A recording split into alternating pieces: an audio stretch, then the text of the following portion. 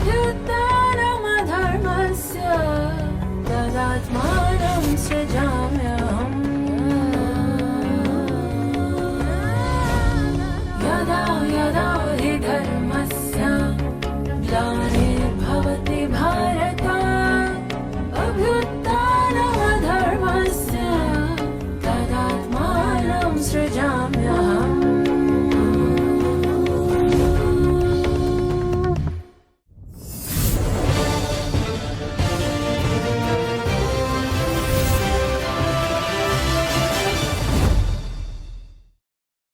வணக்கம்.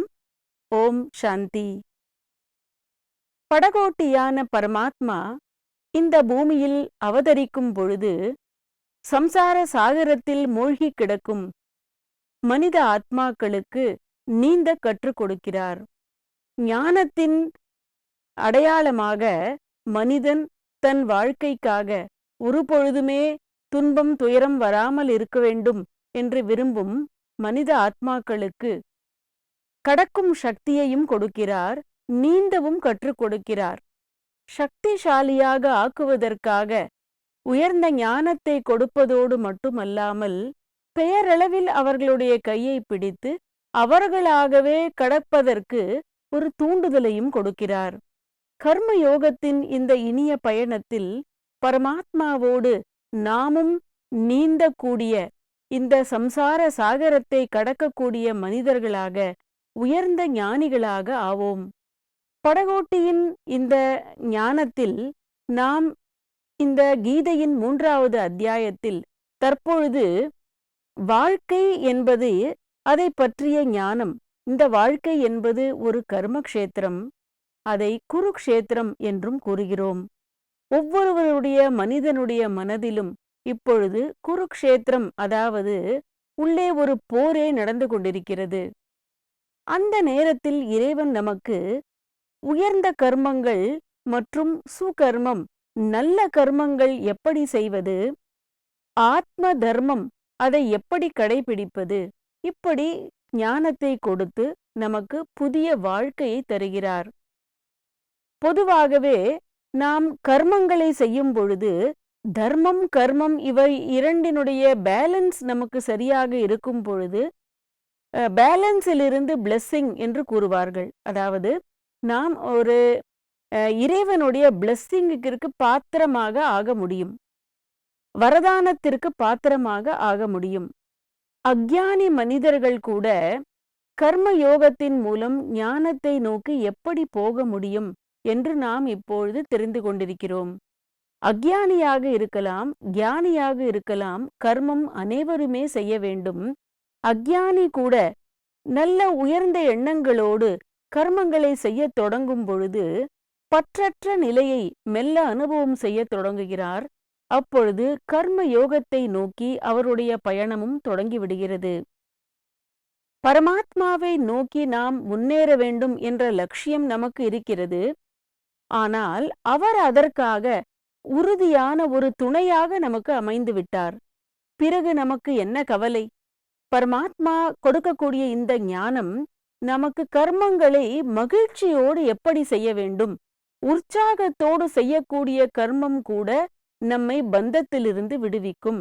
மகிழ்ச்சியாக நாம் கர்மங்களை செய்யும் பொழுது அந்த கர்மம் நிச்சயமாக நமக்கு மகிழ்ச்சியையே தரும்.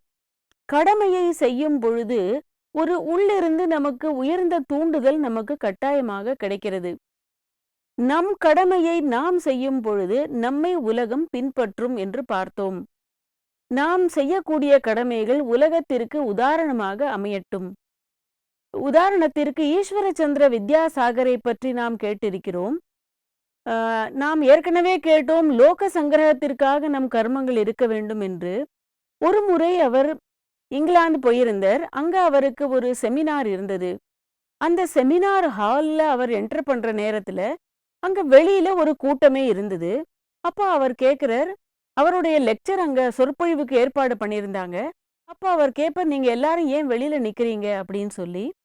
அப்போ அவங்க சொல்லுவாங்க, இந்த ஹாலை கிளீன் பண்ண வேண்டிய இந்த பணியாட்கள் இன்னைக்கு வரல, அதனால நாம என்ன பண்றதுன்னு தெரியாம நிக்கிறோம் அப்படின்னு சொல்லுவாங்க. அப்போ அவர் ஒரு கேள்வி கேட்பார், அப்போ இந்த ஹால் கிளீன் பண்ணல அப்படின்னா இன்னைக்கு ப்ரோக்ராம் நடக்காதா அப்படின்னு கேட்பாரு. அப்போ ஒருத்தர் மற்றவர்களுடைய முகத்தை பார்ப்பாங்க, என்ன செய்யறது, என்ன பதில் சொல்றதுன்னு அவங்களுக்கு தெரியாது.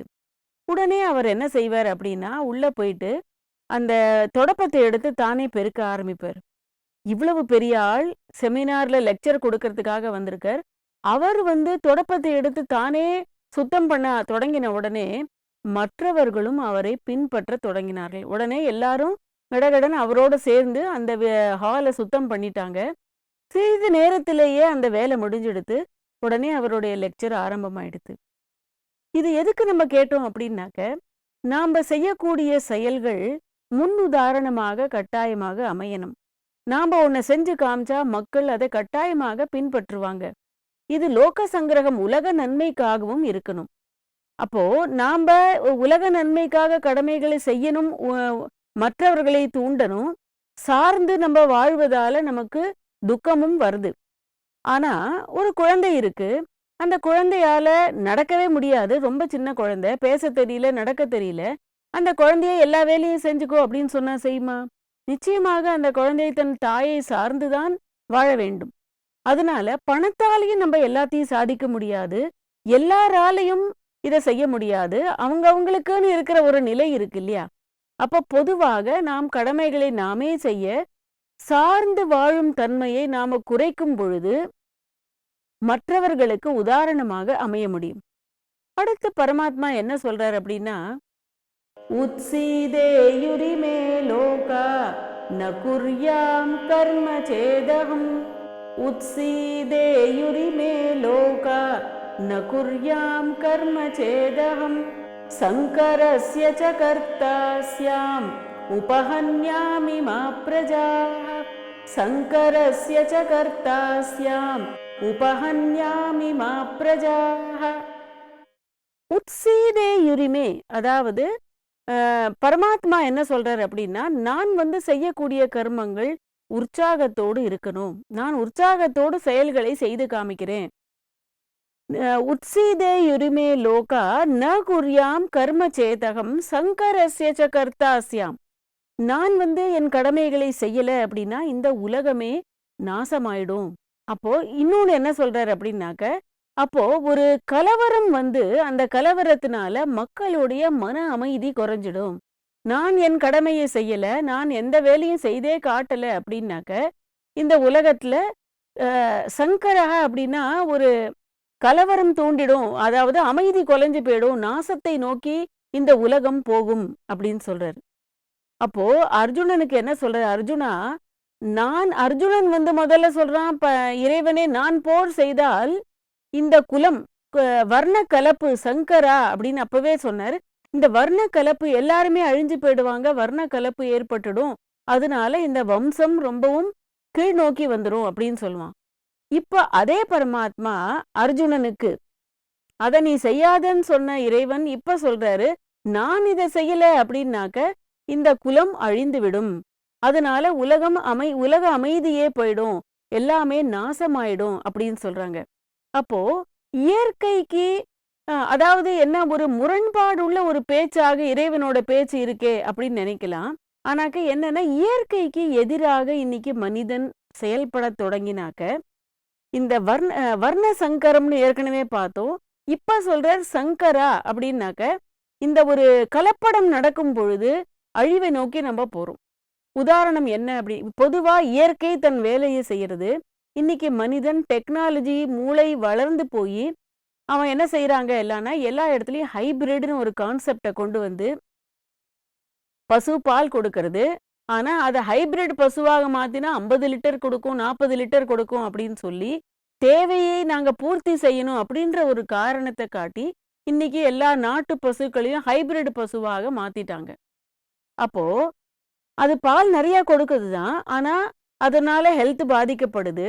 ஒரு சின்ன கேள்வி இதுல, திரும்பவும் அந்த ஹைபிரிட் பசுவிலிருந்து நாம நாட்டு பசுவை உற்பத்தி பண்ண முடியுமா அப்படின்னு கேட்டா முடியாது. ஒரு தடவை இந்த இயற்கைக்கு அகெயின்ஸ்டா மனிதன் போன பிறகு திரும்பி பழையபடி அந்த பசுக்களை உருவாக்கணும் அப்படின்னு நினைச்சா அவங்களாலேயே அது முடியாது. இப்போ ரோஜா இருக்கு, அதை பதியம் போட்டு புதுசா செடி உற்பத்தி பண்றாங்க.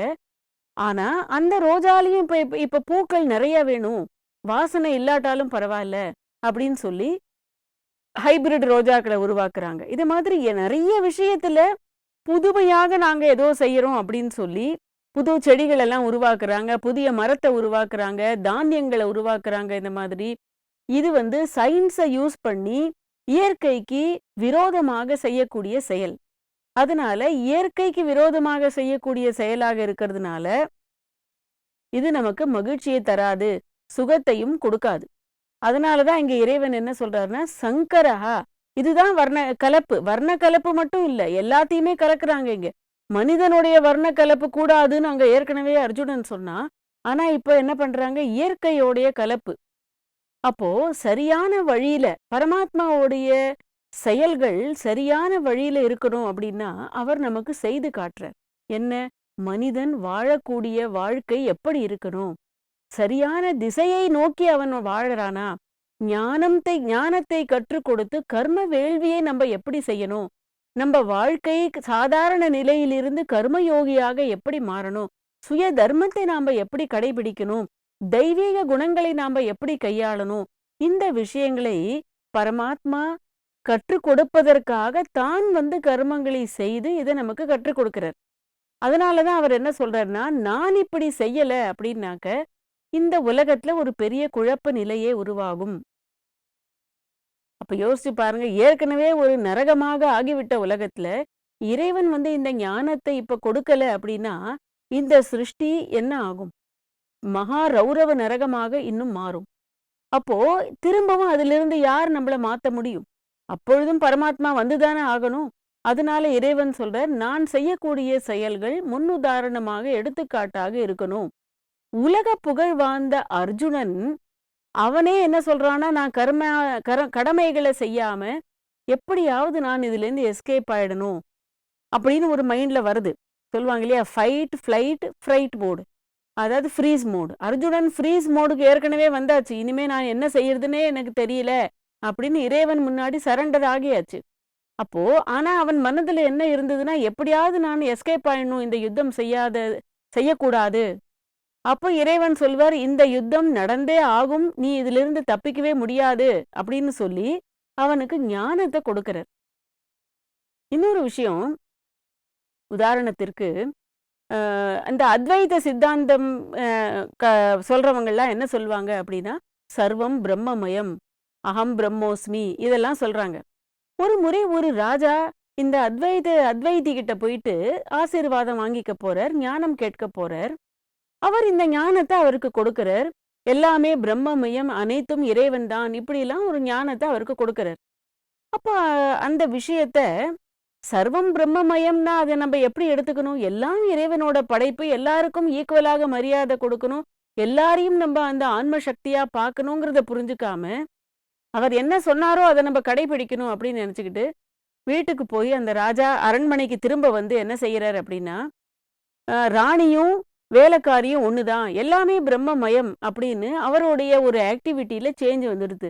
எல்லாரையுமே ராணியா பாக்குறது அப்படின்னு அந்த மனசுல இதுதான் அவர் சொல்லி கொடுத்தார் அப்படின்னு நினைச்சிட்டாங்க. அப்போ அந்த மகாராணிக்கு என்ன பண்றதுன்னே தெரியல. இவர்கிட்ட கேட்பாங்க, நீங்க என்ன ஞானம் கொடுத்தீங்க, இவர் இப்படி பிஹேவ் பண்றாரு, இது ரொம்ப நல்ல விஷயம் இல்லை அப்படின்னு சொல்லுவாங்க. அப்போ அவர் ஒரு ஐடியா கொடுப்பார். அதை கேட்டுட்டு அந்த மகாராணி என்ன பண்ணுவாங்க, அவருக்கு சாப்பிட சட்டு வைப்பாங்க. அதுல நல்ல நல்ல இனிப்பு கொடுக்குறேன் அப்படின்னு சொல்லி பல விதமான மண்ணை அந்த தட்டுல எடுத்து வைப்பாங்க. அப்போ அவர் கேட்பாரு, நீ என்ன இனிப்பு கொடுக்குறேன்னு சொல்லி மண்ணை தட்டுல வச்ச அப்படின்னு கேட்பாரு. அப்ப சொல்லுவாங்க, எல்லாமே ஒண்ணுதான், சர்வம் பிரம்மமயம் தான், இனிப்பா இருந்தானே மண்ணா இருந்தானே எல்லாம் ஒண்ணுதான் அப்படி. அப்பதான் அவருக்கு புரியும், ஓஹோ நம்ம ஞானத்தை தவறாக எடுத்துக்கிட்டோம், இதுக்கு அர்த்தம் இப்படி இல்லை அப்படின்னு சொல்லி. அதனால பரமாத்மா என்ன சொல்றாருன்னா, நான் கொடுக்கக்கூடிய ஞானத்தை கடைபிடிக்கணும், ஆனா அதை சரியாக புரிந்து கொண்டு நம்ம ஃபாலோ பண்ணும் பொழுதுதான் இறைவனுடைய குணங்களை படிப்படியாக நாம கொண்டு வர முடியும். இப்போ ஒருத்தர் இப்ப ஏற்கனவே பார்த்தோம், நம்ம காப்பி தான் அடிக்கிறோம், ஆனா எந்த ப்ராசஸ்ல அவங்க அப்படி ஆனாங்களோ அதை நம்ம காப்பி அடிக்கணும் இல்லையா, இமிடேஷன் பண்றோம். இப்ப டைரக்டா ஒருத்தர் அந்த நிலையை அடையல, ஒருத்தர் ஒண்ணு செய்யறாருன்னா அதுக்கு பின்னாடி அவர் பல முயற்சிகள் செய்து அந்த லெவலை அடைஞ்சிருக்காங்க. அப்ப நாம செட் பண்ணக்கூடிய அந்த லெவல் இருக்கு இல்லையா, அது ரொம்ப முக்கியம். அப்போ அந்த ப்ராசஸை நாம் கடைபிடித்து அந்த லெவலுக்கு வரணும். வெறுமனே நாம ஒருத்தரை பார்த்து இவங்க ரொம்ப மகான், இவங்க செய்யற மாதிரியே நாமளும் செய்யணும்னு நினைக்கிறோம். இவங்க வாழற மாதிரி நானும் வாழணும். ஆனா அந்த லெவலுக்கு வர்றதுக்கு அவங்க செஞ்ச தியாகம் என்ன, அதை நம்ம புரிஞ்சுக்கணும். அப்ப இறைவனோட குணங்களை நாம படிப்படியாக தான் வாழ்க்கையில கொண்டு வர முடியும். இப்ப ஒருத்தர் டாக்டர் ஆகணும், இல்ல பிஹெச்டி படிக்கணும் அப்படின்னா அவங்களுடைய முதல் ஸ்டெப் ஸ்கூலுக்கு போகணும் இல்லையா? ஸ்கூலுக்கு போகணும், மிடில் ஸ்கூல், கிராஜுவேஷன், அப்புறம் தானே பிஹெச்டி படிக்க முடியும். இப்ப ஏற்கனவே பார்த்தோம், இந்த ஆன்மீக நிலையை அடையணும் அப்படின்னா அதுக்கு ஹை ஜம்ப், லாங் ஜம்ப் கிடையாது. நாம படிப்படியாக தான் முன்னேறணும். இந்த ஏணியில டைரக்டா நம்ம முதல் படியை எட்டவே முடியாது. ஒரு படியாக நாம முன்னேறணும். அதனால பரமாத்மா கற்றுக் கொடுத்த கர்மங்களை புரிந்து கொண்டு நாமும் அதை படிப்படியாக வாழ்க்கையில் கடைபிடித்து முன்னேறுவோம். ஓம் சாந்தி.